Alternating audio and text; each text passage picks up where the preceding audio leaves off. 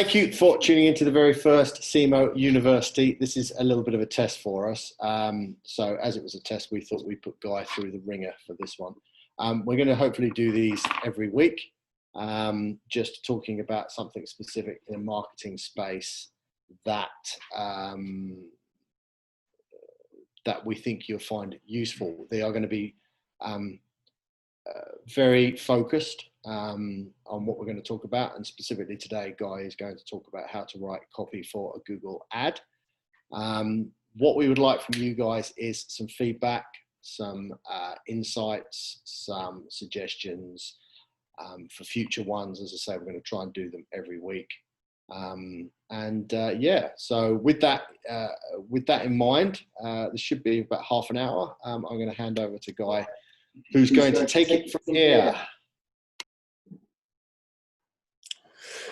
Good afternoon. Thanks, Simon, for that brilliant intro. Okay, so I'm just going to jump straight into it by sharing my screen, put together a few slides, which sort of explain a little bit about Google Ads, search ads in particular, and then we'll actually jump into the Google Ads platform and have a look at building one.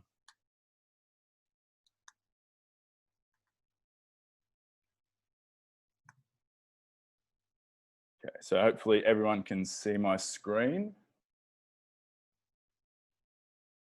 Cool. Yeah. Perfect. Okay, so first of all, what is a Google ad? The very basics. So essentially a Google ad is just text ad, a search ad is just text ad. It consists of 3 headlines. You can see here, so digital marketing consultant, we help grow your business, book a free consultation today, a URL with a little ad symbol next to it, and then 2 descriptions lines down here. So these headlines are 30 characters each. You can't go over 30 characters. This URL is also slightly customizable with these 2 last parts. So these are only 15 characters each. And then the descriptions are 90 characters each.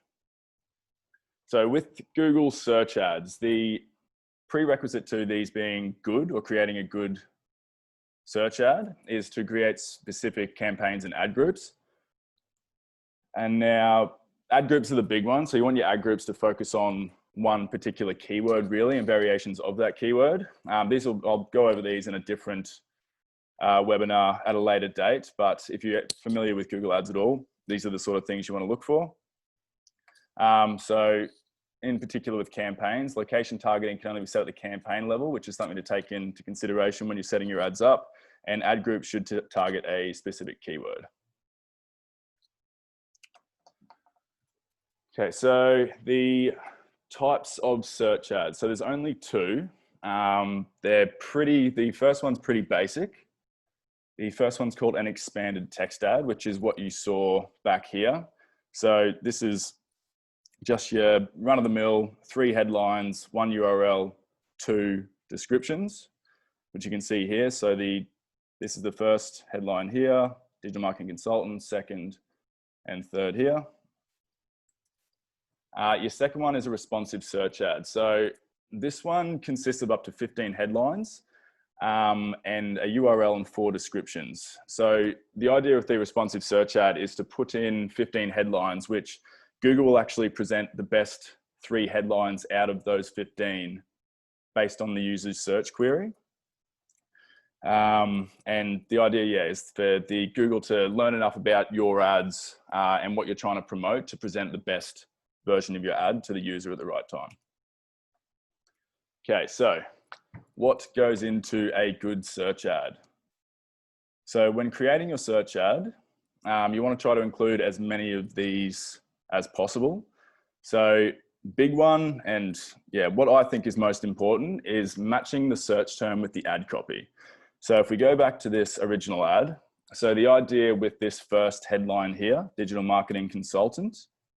So I would have created an ad group around this keyword.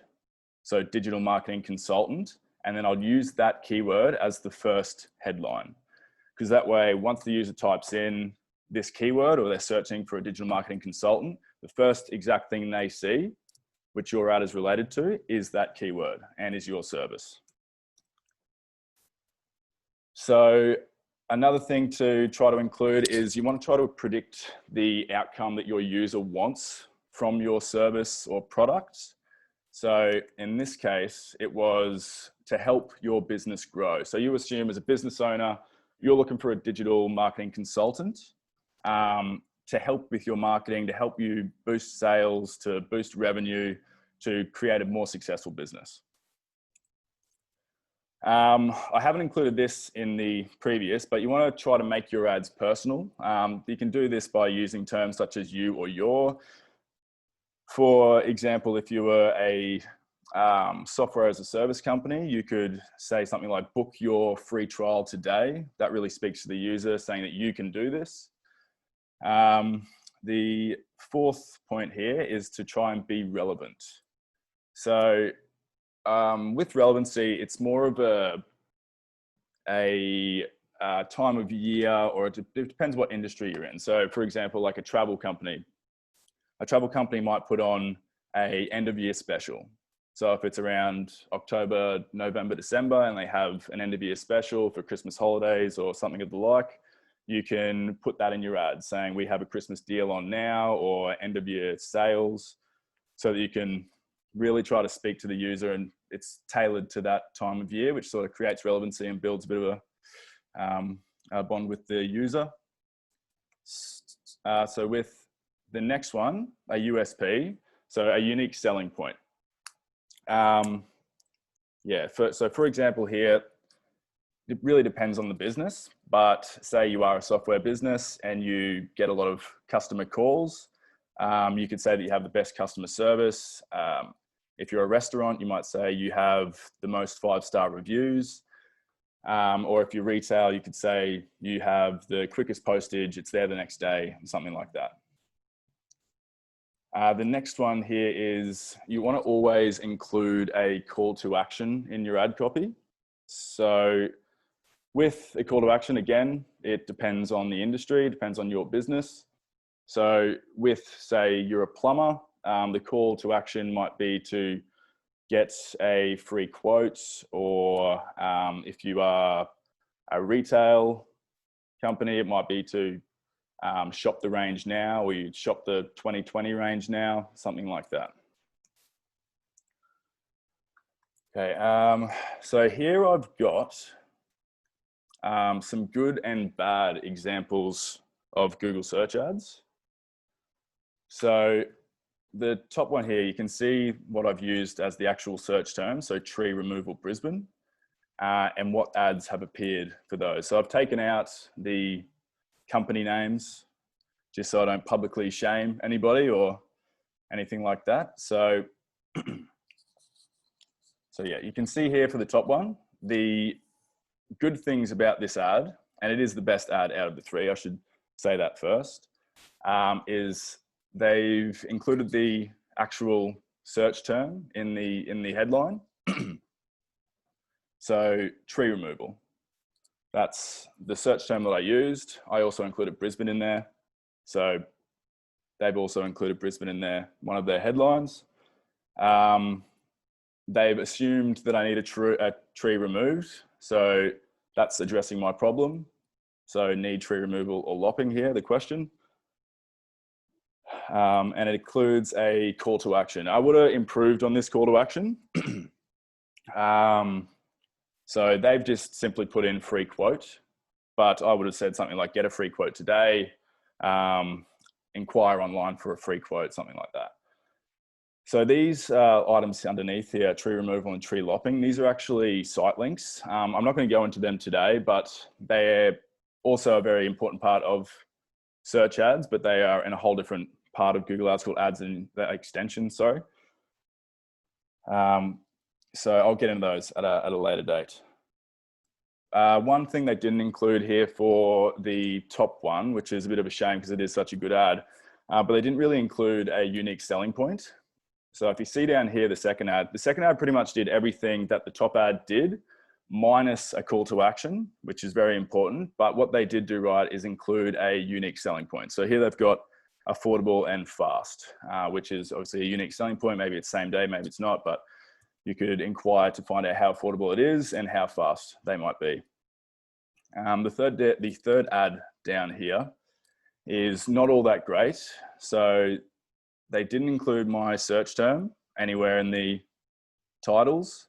They've got tree lopping here, but that's not exactly what I searched for. So all in all, they really haven't included a call to action. They haven't included a unique selling point. They haven't included my keyword. They've really missed out on including a lot of really important aspects there. Okay, so I'm going to jump into the Google Ads platform and we can have a look at a few ads that I created earlier just for this. So what I've got here is a template of how I like to build ads, and it's a bit of a best practice guide. So essentially in headline 1, you want to include the keyword or the search term. As we did before with digital marketing consultant, that was the keyword we predicted the user to use, and that's what we want to include in this headline. The second one here, address the user's problem. So again, with the problem for the digital marketing consultant was that they wanted their business to grow. They might need help with their marketing. So I put that in the second headline here. And then the third headline was to schedule an appointment. So that was the call to action and a unique selling point. So the one before was to schedule a free consultation, which other companies may not do, but that's your call to action and your unique selling point. Okay, so in here, so it's really up to you to decide what you want to include in this URL. For something like a retail business, you might put, depending on what the user's searching for, so say it's men's jackets, you might go shop men's and then jackets here. Or say if it's a plumber, say plumber and then Brisbane to make it relevant, or to include a free quote or something like that.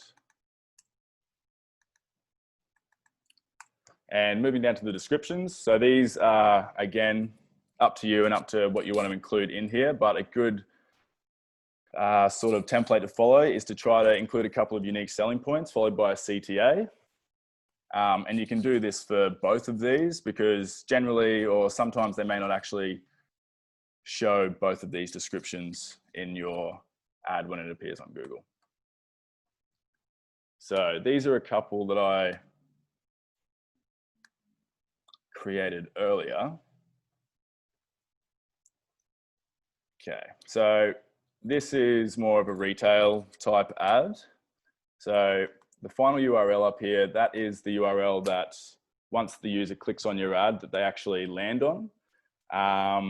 So in this case, that was just going to the home page, but if you were to make it more specific, and you should, it should be going to a landing page that relates to the user search term. So with men's ski jackets, you might have a page on there that is specifically for men's ski jackets. So it might be, you might land on that exact page, giving the user exactly what they want. Really depends how specific you want to be with this, depending on your ad group structure. But essentially, you could get as granular as you want with this. So say you had a page specifically for grey men's ski jackets, you could land them on a page that has just grey ski jackets. This second headline, stay warm on the slopes. That's what I assume the user's trying to, the problem the user's trying to solve. They don't want to be skiing in a shirt. Obviously they want to be warm on the slopes. So that's what the products that we provide. And the third headline is the CTA, the call to action, which is shop our 2020 range now. You could also include other things here, like a USP, like a unique selling point, which would be maybe potentially 30% off the entire range now, or something like that. Depends if you had a special running or what your CTA wants to be. Okay, you can see down here. So my unique selling point for my store was we had the largest range of men's ski jackets in Australia. And then another unique selling point was free express shipping. You have to be wary of how many characters you're using here. So at the moment, I've already used 82 out of the 90. So I couldn't really fit much more in here. Potentially shop now. No, not even that many. So yeah, just have to be really wary of how many characters you're using. You want it to make sense, you want it to flow, you want it to be natural, as well as fitting into that 90 character limit. And down here, again, just the same deal. Need a new ski jacket, appealing to the user. Maybe they do need a new ski jacket. We've got you covered. Shop our new range online today. That means they can go through the entire thing. They don't have to go anywhere else for that. So that's an expanded text ad. What I'm going to do next is create a responsive search ad.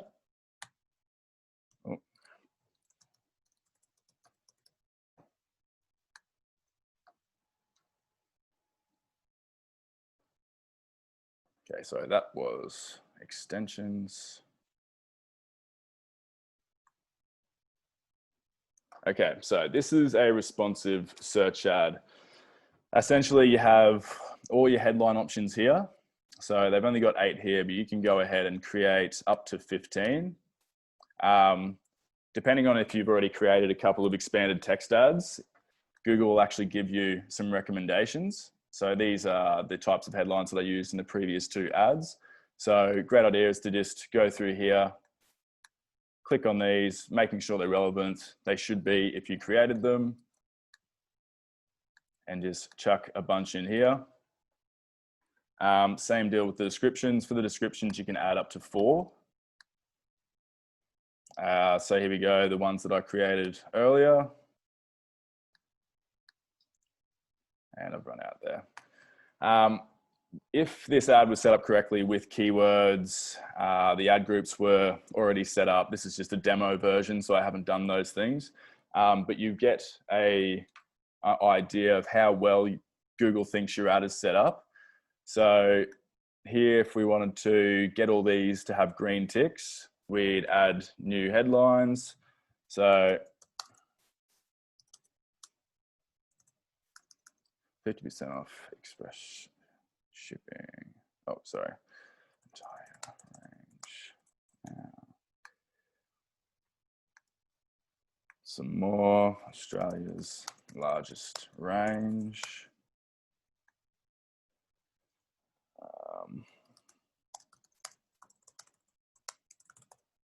So you could keep going here until you actually get that green tick. And if we did have keywords in the account already, then you would continue. And so the keywords that I would have included are in this ad group would have been relating to men's ski jackets. So if I had more headlines that had men's ski jackets in there, then we'd eventually get that to get a green tick as well. Stuff like that. Yeah, so you just fill that out as best you can with as many variations as you can. And then if you get all these green, absolutely fine. If it doesn't, but you are really happy with the headlines that you're using, you don't want to add any more, these don't all have to be green, preferably they are, but you can also just go ahead and save the ad and it will save as is and start producing ads with those headers. Another thing with the headlines, you can actually go in and pin to a certain spot. So position 1, position 2, or position 3. So if I only ever wanted men's ski jackets to appear in the first headline, I could pin that to number 1. Same with this, say I wanted this to always be my CTA at the end of the ad, I could pin that to position 3. Completely up to you to do so. Google will rotate these around trying to find the best fit. It does take a fair bit of traffic to be able to figure this out precisely for Google to do so. So you want to have a lot of budget, a lot of traffic going through your website in order to do that. But essentially, yeah, it's up to you what spots you want to put there, or you can just remove these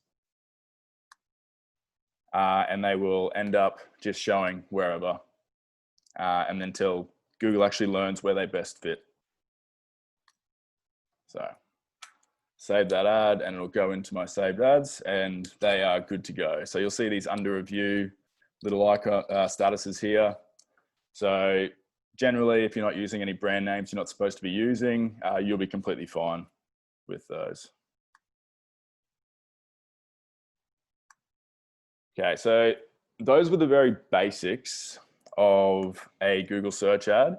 There are a few other little things, tips and tricks that you can use. They're not as common, but they definitely can be used to be very successful in some cases. So the first one is keyword insertion. So essentially this allows you to insert a keyword automatically based on the keywords you've chosen in your ad group. So say you want, it'll dynamically change based on the user's query.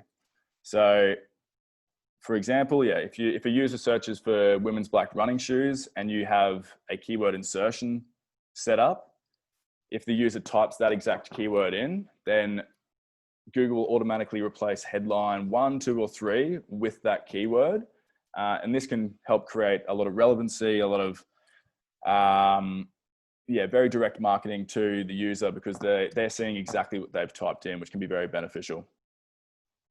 You can also set it up so that the default text will replace that just in case the search term is a little bit too long, something like that. So if it was more than 30 characters long, so women's black running shoes for, whatever, if it's too long, it won't fit in the headline, it'll replace it with the keyword of your choice. So I'll just jump in here and show you how that's done very quickly. So you just click the symbol like this, and then you can click select keyword insertion. So the default text in this case, we want to be men's ski jackets. I like to use title case. I think it's best practice so that means that each word's first letter will be a title, a uppercase. Now, and if you, for the keyword here that we want to, sorry. With this, once you select the default text,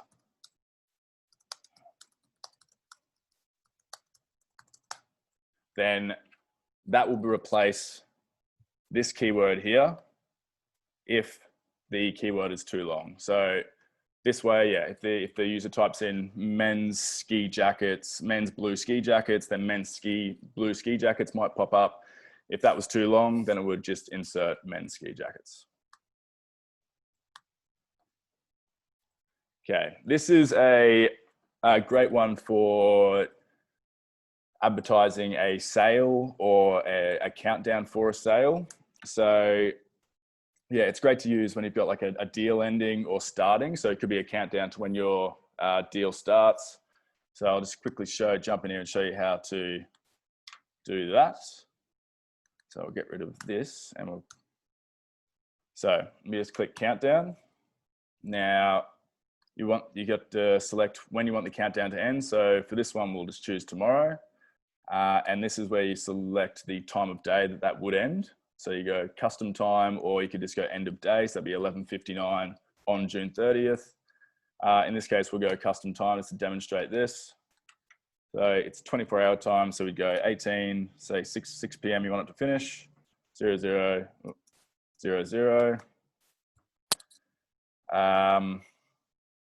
And this one, so yeah, when you want your countdown to start. So for this case, it wouldn't work. So if I wanted to start the countdown 5 days previous to that, it'd obviously have to be 5 days further in the future. So let's run with the 10th for the start, for the countdown end.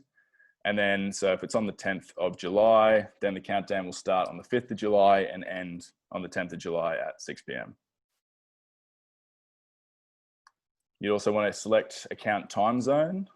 Say you're just running this in Australia, but you ship overseas. Obviously the time zones are different.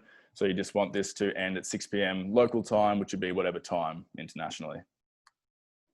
And again, up to you if you're shipping to different countries or you have a a preferred country that you want to select the time or show the time specifications in, you just select that. So we'll go Australia for this one. Cool, and that's all done. And then that'll show your ad on the 5th of July, counting down with a timer in the first headline here. You can also insert this into wherever else, replacing any of the headlines. So best case scenario for that one, or best practice rather, you'd probably put that at the end. That gives them, it's sort of a call to action. You want to get in on this sale before now, that sort of thing.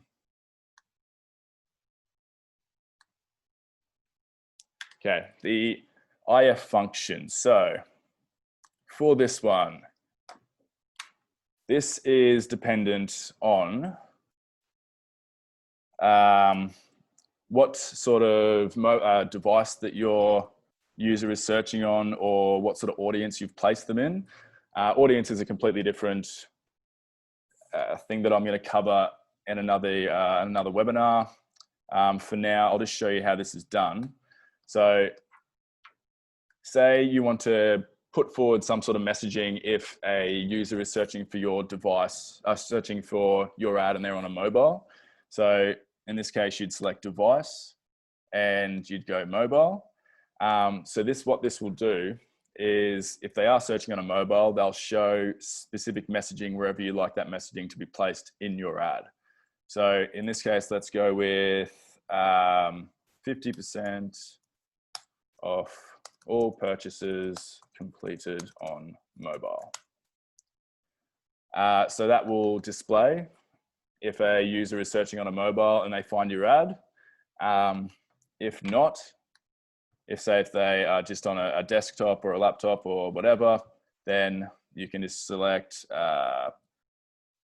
whatever text you'd like to input instead of that. So that'll be something like free express on all orders.